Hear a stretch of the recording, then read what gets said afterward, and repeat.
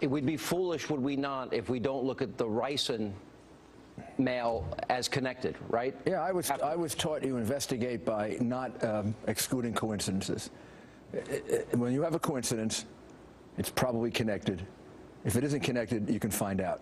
So, I mean, the fact is, all of a sudden, getting something like this sent to the United States Senate, you have to start wondering, is this something being triggered here? Is something going on? It may turn out not to be so, but it's worth investigating it from that point of view. All right, now we've got all this breaking news tonight, and I'm not sure how to interpret it, but good news in terms of, I think, the investigation. WAGA, our affiliate out of Atlanta, has what they believe is this pressure cooker that they got the tape of, and there it is up on the screen.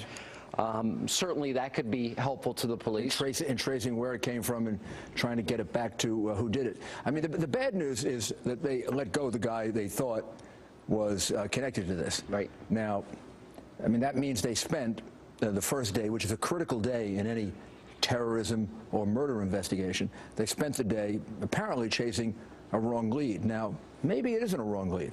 Maybe they just don't have enough and they're letting him go and they want to see what the heck he does. So it's hard to tell because we don't have, you know, we don't have any of the information that they have inside the investigation. Yeah, one of the things that is interesting to me, because we have so many more surveillance cameras, especially in a place like Copley Square, would be the equivalent in New York of Times Square. More so. More. Okay, all right, so we have more than we've ever had. The interesting thing to me is they did use these bomb-sniffing dogs, which might shorten that timeline in terms of where they have to look. Right, like this was put in right before the bomb actually went off. You would hope one of those cameras would have picked it up. I mean, you've got actually 3 sets of cameras you're talking about here. You've got the government cameras, the ones that are up there all the time. You've got the television networks that were covering the marathon, one doing total complete coverage. Right at the finish line. And then you have all the people with their camcorders taking pictures of their father, their uncle, their brother, their son. That's what they're calling for tonight. They're asking for those people to bring those things in. I've actually remember solving a couple of cases that way when I was back in the U.S. Attorney's Office. All of a sudden, somebody had a picture of something, and wow, it proved the case. What do we make? At WHDH also, I believe this is the second bombing that went off. We'll put up on the screen right next to where that mailbox is. If you look really, really closely here, they suspect that that may very well be the second bomb. Now, if that's the case, and again, as you're pointing out, that would be another lead. Absolutely. Now we just, would law enforcement, and I would not blame them at all if they didn't tell us, would they be less inclined to let the American people know whether or not they have an image of who this is, or would they? Yeah, no, they might. They might. I mean, look, if suppose I say, I've got an image of the guy who did it. What happens to the guy? He takes off like crazy, right? So, I mean, there could be a reason to keep this information confidential if you think you're going to spook the guy who did it, and all of a sudden he's just going to take off. So they have to be allowed to mislead, even though from the point of view of the press and the point of view of the public's right to know, you'd say, well, we should know all the facts. But they're looking for murderers here. Yeah. So misleading is a very acceptable part of law enforcement. There's been a ton of irresponsible, and I'm not going to get into this deep tonight, speculation on the part of the left. I mean, people like Barney Frank, Steny Hoyer. I know, they're hoping it's anti-tax and it's tax day. It's just irresponsible. I mean, look, none of us know what's behind this. Is this ideological? If it's ideological, is it Islamic terrorist? Is it some other kind of ideology? Is it some crazy person? We're going to find that out. If you go by the odds, I mean, how often have these things been done?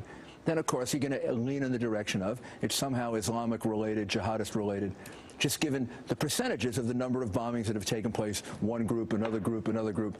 But, hey, that doesn't prove anything. Homegrown. In other words... My hunch? Yeah. This is homegrown. Explain what that means when you say homegrown. So I don't think this is orchestrated by Al-Qaeda or any of their offshoots in Africa or other places from there.